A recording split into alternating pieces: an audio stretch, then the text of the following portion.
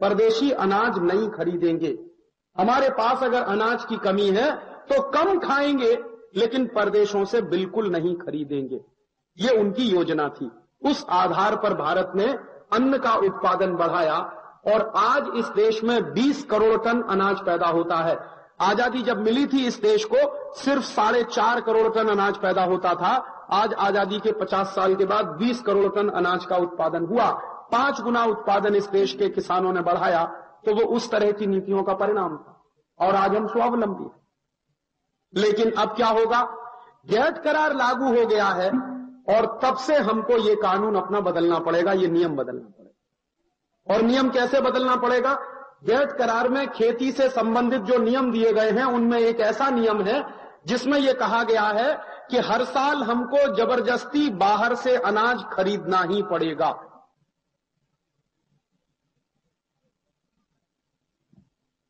हमें उसकी जरूरत हो या ना हो, लेकिन जबरदस्ती हर साल हमको बाहर से अनाज खरीदना ही पड़ेगा।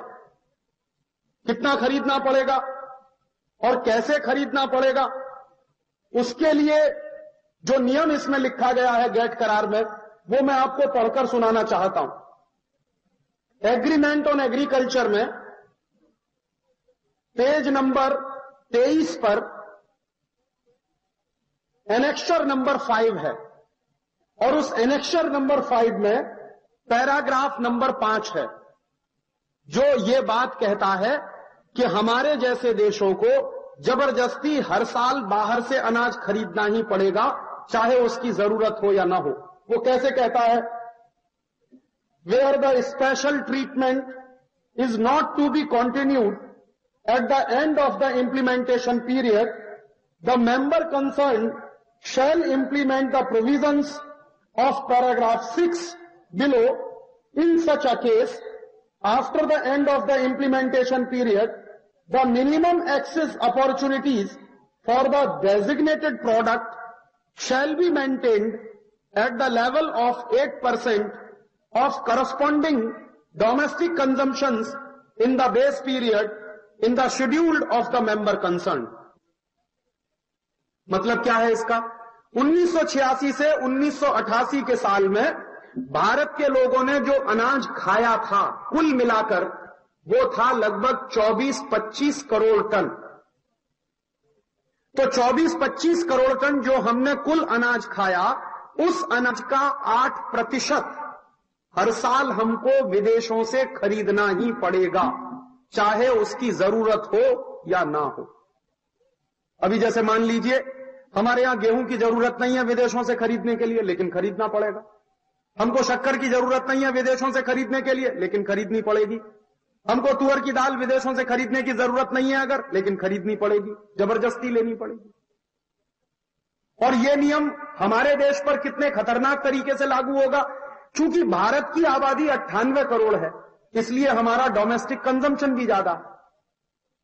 हमारे यहां लोग ज्यादा हैं, हमारे यहां जनसंख्या ज्यादा है, इसलिए हमारे यहां अनाज का उपयोग भी बहुत ज्यादा है। और जिन देशों में जनसंख्या बहुत कम है, जिन देशों में लोग बहुत कम है, वहां पर अनाज का उपयोग भी बहुत कम है। तो उन देशों के लिए तो यह नियम बहुत अच्छा है, क्योंकि बहुत थोड़ा सा उनको खरीदना पड़ेगा। लेकिन हमारे देश में तो जनसंख्या सबसे ज्यादा है। गैट में जितने देश मेंबर हैं, उन सभी देशों में सबसे ज्यादा जनसंख्या वाला देश है भारत। पूरी दुनिया में सबसे ज्यादा जनसंख्या वाला देश है चीन, लेकिन चीन गैट का मेंबर नहीं है, तो चीन पर यह नियम लागू नहीं होता। भारत सबसे बड़ी जनसंख्या वाला देश है इस समय गैट के देशों में, तो भारत के ऊपर जब यह नियम लागू होगा तो पूरी तरह से सत्यानाश हो जाएगा इस देश का। तो हर साल हमको करीब करीब 8% अन्न खरीदना ही पड़ेगा। तो यह कितना बैठेगा? और फिर इस नियम में एक चीज और जोड़ी गई है कि हर साल हमको ये जो बाहर से खरीदने वाला अन्न है, इसमें 0.8% की बढ़ोतरी करती रहनी होगी हर साल।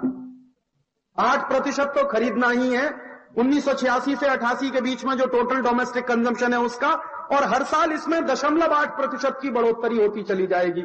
तो लगभग सन 1999 तक आते आते क्या स्थिति होगी? सन 1999 तक आते आते हमको हर साल 2 करोड़ टन अनाज बाहर से खरीदना ही पड़ेगा, चाहे उसकी हमको जरूरत हो या ना हो। अब आप जानते हैं कि जबरदस्ती अगर बाहर से अनाज हमने खरीदा, हमारी सरकार ने खरीदा, और देश में भी अनाज है काफी, तो क्या होगा उसका? बाहर से जो अनाज आएगा वो देश के अंदर पैदा किए गए अनाज का दाम बुरी तरह से गिराएगा। यही तो होगा। आप जानते हैं, जब भी समाज में उपभोग से ज्यादा सप्लाई हो जाए, डिमांड से ज्यादा सप्लाई हो जाए, जितनी जरूरत नहीं है उससे ज्यादा माल आ जाए बाजार में, तो निश्चित रूप से सामान की कीमतें गिर जाती हैं। तो भारत में जरूरत नहीं है जिस अनाज की, वो अनाज अगर आ जाएगा जबरदस्ती तो कीमतें गिरेंगी, और अनाज की कीमतें गिरेंगी तो नुकसान किसको होगा? किसानों को होगा। और ये काम शुरू हो गया है। कैसे शुरू हो गया है? इस साल आपने अखबारों में खबर पढ़ी होगी, भारत सरकार ने 15 लाख टन परदेशी गेहूं खरीदा है अभी कुछ दिन पहले। क्यों खरीदा? गैट करार का नियम। जरूरत नहीं थी हमको इस साल गेहूं खरीदने की, लेकिन भारत सरकार ने खरीदा। और किस भाव में खरीदा? इस साल हमारे देश के किसान सरकार को बोलते थे कि 700 रुपए क्विंटल में हम आपको गेहूं बेचेंगे, आप हमको 700 रुपए क्विंटल का गेहूं का भाव दे दो। मैंने आपको बताया किसान खुद भाव नहीं तय कर पाता, सरकार तय करती है। जो पैदा करता है वही भाव तय नहीं करता, और जो कभी हल नहीं चलाता, जिसने कभी हल नहीं चलाया, वो भाव पैदा करता है, वो भाव तय करता है गेहूं। जिसने कभी खेती नहीं की, वो खेती से पैदा होने वाले सामानों का दाम तय करता है दिल्ली में बैठ के, और जो रोज खेती करता है उसी को अधिकार नहीं है खेती का दाम तय करने का, खेती के अन्न का दाम तय करने का। तो किसानों ने कहा भारत सरकार को कि इस साल हमको गेहूं बेचने का अधिकार दे दो 700 रुपए क्विंटल। भारत सरकार ने नहीं दिया, तो सरकार ने माना 650 रुपए क्विंटल। सरकार ने कहा कि 650 रुपए क्विंटल से ज्यादा भाव नहीं दे सकते गेहूं का, और भारत के किसानों को कह दिया गया कि आप 650 रुपए क्विंटल में गेहूं बेचिए। और जिन सरकारों ने भारत के किसानों का गेहूं 650 रुपए क्विंटल में बिकवाया, उसी सरकार ने ऑस्ट्रेलिया से गेहूं खरीदा 850 रुपए क्विंटल। माने भारत के किसान मांग रहे थे 700 रुपए क्विंटल गेहूं का दाम, तो नहीं दिया सरकार ने, लेकिन ऑस्ट्रेलिया की एक कंपनी से गेहूं खरीद लिया सरकार ने 850 रुपए क्विंटल। माने परदेशी किसानों का गेहूं तो 800 रुपए 50 रुपए क्विंटल, 850 रुपए क्विंटल खरीद सकते हैं, लेकिन अपने देश के किसानों का गेहूं 700 रुपए क्विंटल में भी नहीं खरीदते। आप सोचिए ये कैसी सरकारें हैं। हम कैसे कहें कि ये हमारे राष्ट्र की सरकार है, ये हमारी सरकार है। हमारे किसानों का गेहूं तो नहीं खरीदते 700 रुपए क्विंटल में, परदेशी किसानों से खरीदते हैं 850 रुपए क्विंटल में। तो ये सरकार हमारी है या परदेशियों की? और इसी तरह से आप जानते हैं कि पिछली साल भारत सरकार ने चीनी खरीदी थी 10 लाख टन परदेशों से। तो चीनी खरीदी जा रही है 10 लाख टन परदेशों से। गेहूं खरीद लिया 15 लाख टन परदेशों से। अभी जो गेहूं आ गया है 15 लाख टन, उसको रखने की जगह नहीं है पूरे देश में, क्योंकि जहां गेहूं रखा जा सकता है वो भंडार पहले से ही भरे पड़े। फूड कॉर्पोरेशन ऑफ इंडिया के ऑफिसर्स कहते हैं कि हमारा ही गेहूं इतना पैदा हुआ है इस साल देश में कि उसी को रखने की जगह नहीं है। ये परदेशों से 15 लाख टन और आ गया, इसको रखें कहां? तो हो सकता है किसी दिन पड़े पड़े सड़ जाए वो पूरा का पूरा गेहूं, लेकिन सरकार ने पैसा दे दिया है डॉलर में गेहूं खरीद कर। ऐसे सत्यानाश हो रहा है इस गेट करार के कारण। और ऐसे ही शक्कर खरीद ली गई 10 लाख टन परदेशों से। जिस समय भारत सरकार शक्कर खरीद रही थी परदेशों से, उस समय ऐसी स्थिति थी कि थोड़ा शक्कर के दाम बढ़ते अगर तो किसानों को थोड़ा फायदा हो सकता था, लेकिन उसी समय परदेशी शक्कर खरीदकर दाम गिराए शक्कर के, और किसानों को सीधे नुकसान हो गया उसका। तो अभी शक्कर खरीदी गई है, गेहूं खरीदा गया है, अब तुअर की दाल भी खरीदी जाएगी, चावल भी खरीदा जाएगा, चना भी खरीदा जाएगा, मटर भी खरीदी जाएगी, बाजरी भी खरीदी जाएगी, ज्वारी भी परदेशों से आएगी, मक्का भी परदेशों से आएगी।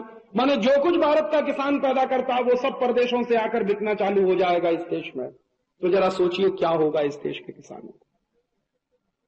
हमारे यहां अब तक तो परदेशी कंपनियों की लिपस्टिक बिकती है, नेल पॉलिश बिकती है, उनका साबुन बिकता है, उनकी क्रीम बिकती है, उनका पाउडर बिकता है, उनके कपड़े बिकते हैं, उनके जूते बिकते हैं, उनकी चप्पल बिकती है, और हिंदुस्तान के लोग लाइन लगाकर खरीदते हैं क्योंकि इंपोर्टेड माल है।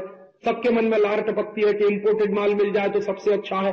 अब कल को इंपोर्टेड गेहूं भी बिकना चालू हो जाएगा, इंपोर्टेड शक्कर भी बिकना चालू हो जाएगी, इंपोर्टेड तुअर की दाल भी आ जाएगी, इंपोर्टेड चना भी आ जाएगा इस देश में। तो हिंदुस्तान के लोग तो लाइन लगाकर इंपोर्टेड गेहूं खरीदेंगे।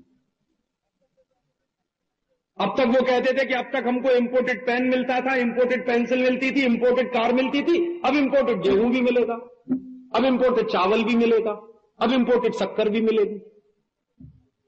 और अगर इस देश के लोग इंपोर्टेड ही खरीदेंगे तो फिर इस देश के किसान का कौन खरीदेगा? और इस देश के किसान का नहीं खरीदेगा तो किसान तो मरेगा। और मैंने आपको बताया कि 45 करोड़ किसान इस देश में बहुत छोटे किसान हैं, उनकी हालत तो बुरी तरह से खराब होने वाली है। और इसी तरह से इस गैट करार में एक और ऐसा नियम है कि हमारे देश के किसानों को जो थोड़ी बहुत सब्सिडी दी जाती है उसमें भी कटौती करनी पड़ेगी। किसानों को दी जाने वाली सब्सिडी में करीब 24% कटौती करनी पड़ेगी। और किसानों को दी जाने वाली सब्सिडी में 24% कटौती करीब करीब हो भी चुकी। उसका नतीजा क्या निकला है? किसानों को जो डायरेक्ट सब्सिडी दी जाती है, दो तरह की सब्सिडी दी जाती है किसानों को, एक तो इनडायरेक्ट सब्सिडी होती है, एक डायरेक्ट सब्सिडी होती है। तो डायरेक्ट सब्सिडी जब खत्म कर दी सरकार ने तो खाद का दाम बढ़ गया, बीज का दाम बढ़ गया, बिजली का दाम बढ़ गया, पानी का दाम बढ़ गया, केमिकल पेस्टिसाइड का दाम बढ़ गया, इंसेक्टिसाइड का दाम बढ़ गया, इन सबके दाम बढ़ गए। और इन सबके दाम बढ़ गए माने खेती महंगी हो गई। और दुर्भाग्य दूसरा क्या है कि गांव का किसान खेती महंगी करे, माल बाजार में बेचने के लिए जाए तो परदेशी माल आ जाए, दाम गिर जाए नीचे, तो किसान को दोहरा नुकसान। तो जो नियम कभी हिंदुस्तान में अंग्रेजों ने चलाए थे, जो नियम कभी अंग्रेजों के जमाने में चलाए गए थे, उसी तरह के नियम अब इस देश में गैट करार के माध्यम से चलाने की कोशिश की जा रही है। इसमें कुछ लोगों को ऐसा लगता था कि कुछ चीजों में हमको फायदा हो जाएगा, जैसे एक्सपोर्ट की सब्सिडी में कटौती हो जाएगी, बहुत सारे देश जो एक्सपोर्ट की सब्सिडी देते हैं वो भी कम हो जाएंगे, तो भारत के किसान के पास कुछ चीजें ऐसी हैं जिनको वो अंतर्राष्ट्रीय बाजार में बेच सकेगा। जैसे हमारे किसान को सबसे ज्यादा उम्मीद ये थी कि कपास हम ज्यादा से ज्यादा बेच सकेंगे, कॉटन हम ज्यादा से ज्यादा बेच सकेंगे, क्योंकि एक्सपोर्ट सब्सिडी अगर दूसरे देशों में कॉटन की खत्म होती है तो हमारा कॉटन सस्ता हो जाएगा, कॉम्पिटिटिव हो जाएगा, ज्यादा से ज्यादा बिकेगा। लेकिन अमरीकियों ने और यूरोपियन लोगों ने चतुराई से, यूरोप के लोगों ने, अमरीकी लोगों ने चतुराई के साथ व्यवस्था ये की है कि हमारे देश का कपास उनके देश में बिकने ना पाए, उसके लिए अलग कानून बना रखे। जहां हमको थोड़ा फायदा हो सकता था इस गैट करार के माध्यम से, हम हमारा कपास दूसरे देशों में ज्यादा बेच सकते थे, थोड़ा दाम लेके आ सकते थे, भारत के किसानों को मदद हो सकती थी। लेकिन वही कपास भारत की यूरोप में ज्यादा बिक नहीं सकती, अमेरिका में ज्यादा बिक नहीं सकती, क्योंकि उस पर उन्होंने क्वांटिटेटिव रिस्ट्रिक्शंस के कानून लगा रखे, कोटा फिक्स कर रखा। भारत का कपास एक निश्चित मात्रा में ही बिकता है अमेरिका में, उससे ज्यादा बिक नहीं सकता। इसी तरह से भारत का कपास यूरोप में एक निश्चित मात्रा में ही बिकता है, उससे ज्यादा कभी बिक नहीं सकता। तो भारत का कपास जो बिक सकता था अंतर्राष्ट्रीय बाजार में ज्यादा मात्रा में, वो बिक नहीं पाएगा, क्योंकि उन्होंने कोटा फिक्स कर रखा है। इससे ज्यादा कपास हम बेच नहीं सकते अपना उनके बाजार में, और उनके माल हमारे बाजार में भर जाएंगे, क्योंकि इस तरह के कानून है। हमको इंपोर्ट करना ही पड़ेगा जबरदस्ती, तो हमारा माल तो वो खरीदेंगे नहीं, और हमारा माल तो वहां बिक नहीं पाएगा ठीक से, और उनका माल जबरदस्ती हम खरीदते चले जाएंगे, तो निश्चित रूप से निर्यात की आमदनी हमारी कम होगी, आयात के खर्चे बढ़ जाएंगे, और निर्यात की आमदनी कम, आयात के खर्चे बढ़ेंगे तो व्यापार का घाटा बढ़ेगा, व्यापार का घाटा बढ़ेगा तो सरकारें दुष्चक्र में फंसेंगी परदेशी कर्ज लेने के, और परदेशी कर्जे के दुष्चक्र में फंसेंगे तो परदेशी कर्जे का ब्याज भी चुकाना पड़ेगा, और वही दुष्चक्र इस अर्थव्यवस्था का किसानों के ऊपर भी चलना शुरू हो जाए। ऐसे नुकसान इस देश के किसानों को होने वाले हैं, और ये नुकसान शुरू हो गए हैं गैट करार के लागू होने। इसी तरह का एक भयंकर नुकसान और हो जाएगा इस देश के किसानों को, जो इससे भी भयंकर नुकसान इस देश